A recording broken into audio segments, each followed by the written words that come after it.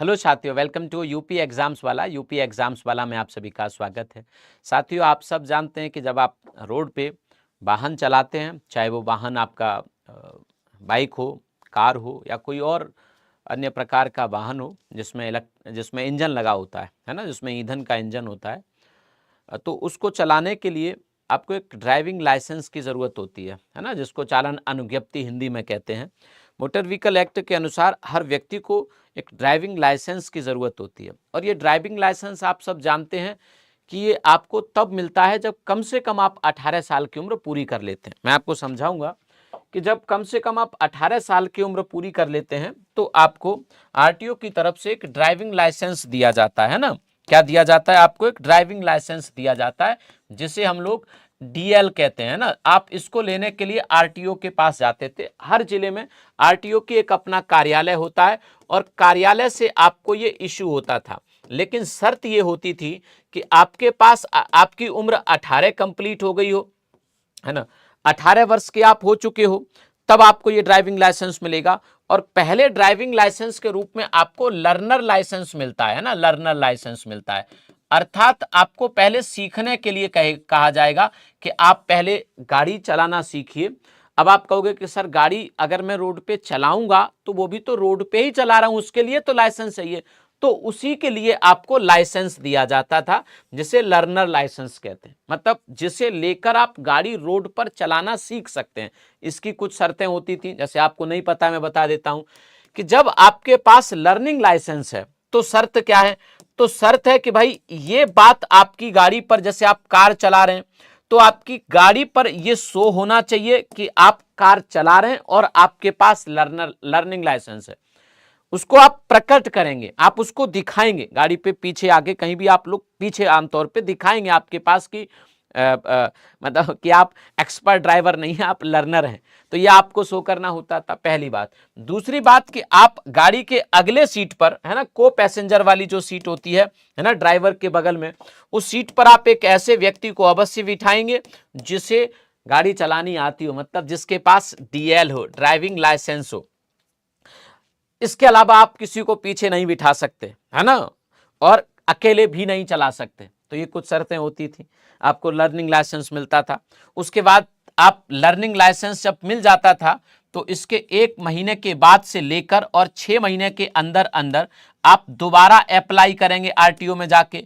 अब आप अप्लाई करेंगे 6 महीने के अंदर अंदर। अगर आप इस 6 महीने की वैलिडिटी को क्रॉस कर देते हैं तो फिर आपका आप लाइसेंस के लिए अप्लाई नहीं कर पाएंगे, फिर से आपको लर्निंग लाइसेंस ही मिलेगा, है ना। तो 1 महीने के बाद, मतलब 30 दिनों के बाद और 180 दिनों से पहले कभी भी आप फिर दोबारा से अप्लाई करेंगे। और जब आप दोबारा से अप्लाई करते थे तो जो परिवहन अधिकारी होता है जिले का, उसकी ऑफिस में आपको जाएंगे और उसकी ऑफिस में आपको कुछ ऐसा दिखाई देता है। मैं बता देता हूं कैसा दिखाई देता है ना। जब आप उसकी ऑफिस में पहुंचेंगे तो आप देखेंगे कि सर, मुझे तो जब मैं उसकी ऑफिस में पहुंचा था तो उसके कार्यालय में मैंने देखा सर जाके, है ना, एक ग्राउंड था और उस ग्राउंड में कुछ इस प्रकार से रोड बना है, 8 जैसा, है ना, 8 जैसा एक रोड बना है। समझ रहे हैं बात को? तो उस 8 जैसे रोड पर आप, बाइक है ना, वैसे तो एलएमबी आपको तब मिलेगा जब आप कार चलाना जानते हो, है ना। तो आपके पास कार है तो कार को आप चला के इस पर दिखाएंगे, हैं, किस पर? 8 जैसा बना होता है। अब ये बनाया इसलिए जाता है कि भाई आपको डायरेक्शन की जानकारी है कि नहीं है, आपको यू टर्न लेना है, टर्न लेना है, इसकी जानकारी है कि नहीं है, आपको गाड़ी कैसे घुमानी है, इसकी जानकारी है कि नहीं है। तो इससे पता लग जाता है। अगर सीधा रोड है तो कोई भी चला लेगा भाई, यहाँ पे थोड़ी सी आपकी पहचान हो जाती है।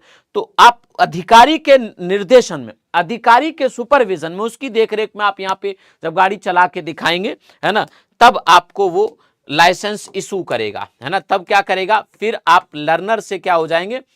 चालक हो जाएंगे कि अब हाँ, आप चलाना सीख गए। अब इन नियमों में कुछ परिवर्तन किया गया है। और अब क्या नियम है? अब तक आपके पास यही था कि आपका जो टेस्टिंग होगी, जो ड्राइविंग होगी, जो आपका एग्जामिनेशन होगा, वो वहीं होगा। कहाँ होगा?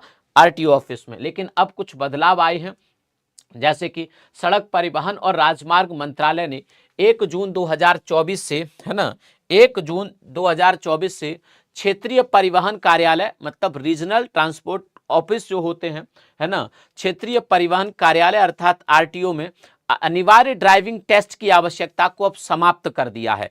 लाइसेंसिंग प्रक्रिया में बदलाव की घोषणा की है, जिससे यह अब सरल हो जाएगा। अब क्या होगा, अब कुछ नहीं होगा, बच्चों को क्या करना होगा, लोगों को नए नियम के तहत इच्छुक आवेदकों को अब आरटीओ में अक्सर कठिन और विलंबित ड्राइविंग टेस्ट से गुजरने की, इसमें आपको अपॉइंटमेंट मिलता था, कई बार 2-2 महीने 3-3 महीने का लेट अपॉइंटमेंट मिलता था, अब ये खत्म हो जाएगा। विलंबित ड्राइविंग टेस्ट से गुजरने की आवश्यकता नहीं होगी। इसके बजाय वे सरकार द्वारा अनुमोदित प्राइवेट ट्रेनिंग सेंटर्स जो हैं, है ना, सरकार जिनको अप्रूव कर रही है, आपने देखे होंगे आपके शहरों में ड्राइविंग ट्रेनिंग स्कूल होते हैं, अब आप वहीं पर इस काम को कर सकते हैं। निजी प्रशिक्षण केंद्रों में अपनी व्यवहारिक ड्राइविंग परीक्षा देने का विकल्प चुन सकते हैं।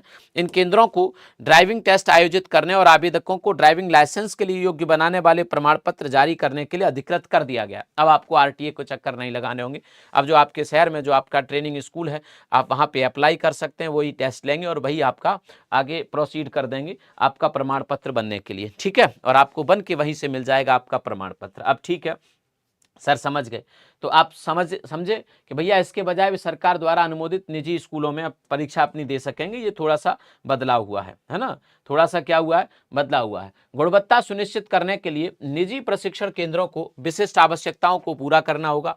उन्हें 2 पहिया वाहनों के लिए न्यूनतम 1 एकड़ जमीन चाहिए और 4 पहिया वाहनों के लिए 2 एकड़ भूमि, उपयुक्त परीक्षण सुविधा तथा उच्च विद्यालय डिप्लोमा, कम से कम 5 वर्ष का अनुभव जो वहां टीचर रहेगा, एंड आईटी प्रणाली और बायोमेट्रिक का ज्ञान रखने वाले योग्य प्रशिक्षकों की आवश्यकता होगी, है ना। हालांकि अगर हाँ होगी, आप इस बात को याद रखिएगा। अब सर मैं तो 18 साल का नहीं हुआ हूं, तो मैं अगर गाड़ी लेके निकल जाता हूं, कार लेके निकल जाता हूं, तो उसके नियमों में भी अब थोड़ा सा बदलाव आया है। क्या है, अगर कोई नाबालिग गाड़ी चलाते हुए पकड़ा जाता है तो उसे 25,000 रुपए का भारी भरकम जुर्माना भरना पड़ सकता है ना। इसके अलावा जिस मालिक का वो वाहन है, आपके पिताजी के नाम पर है, किसी के नाम पर है, वाहन मालिक का पंजीकरण कार्ड रद्द कर दिया जाएगा। मतलब जो रजिस्ट्रेशन सर्टिफिकेट गाड़ी का होता है, आरसी जा सकती है। बहुत कठिन हो गया है तो मत निकलिएगा भाई, मैं तो यही कहूंगा, पंजीकरण रद्द कर सकते हैं और नाबालिग 25 साल की उम्र तक लाइसेंस के लिए अयोग्य हो जाएगा। मतलब जैसे कोई 17 साल का लड़का अगर बाइक लेके निकल गया, पुलिस ने उसे पकड़ लिया, तो भाई 25,000 का जुर्माना, आरसी जा सकती है, मालिक के खिलाफ एफआईआर हो सकती है, और आपको 25 साल तक की उम्र, मतलब 8 साल वेट करना पड़ेगा। वैसे तो आपका अगले साल लाइसेंस बन जाता 18 साल की उम्र में, 1 साल और वेट करना था, लेकिन आप 18 साल के होने से पहले ही कार चलाते पकड़े गए, बाइक चलाते पकड़े गए, तो ये सीमा बढ़ के आपकी अब 18 से 25 हो जाएगी। मतलब अब आपको ड्राइविंग लाइसेंस 25 साल की उम्र में मिलेगा, 25 साल से पहले आपको ड्राइविंग लाइसेंस नहीं मिल सकता। मतलब अब आप छोड़ दीजिए बाइक का सपना कि मैं अगले साल से तो मेरे पास ड्राइविंग लाइसेंस आ जाएगा, खत्म, 25 साल में मिलेगा अब आपको जाके, है ना, समझिएगा। और अब आपको एक और बात बता दूं कि अब नया ड्राइविंग लाइसेंस का जो शुल्क होगा वो क्या होगा, क्योंकि अक्सर हमसे शुल्क ज्यादा वसूला जाता है ना। तो अब लाइसेंस सेवाओं के लिए शुल्क इस प्रकार से होगा। लर्नर लाइसेंस 150 रुपये में, उसकी फीस। लर्नर लाइसेंस टेस्ट 50 रुपये, है ना। ड्राइविंग टेस्ट 300 रुपये, जब आप ड्राइविंग टेस्ट करेंगे तो उसकी फीस 300 रुपये होगी। ड्राइविंग लाइसेंस जारी करने के लिए 200 रुपये।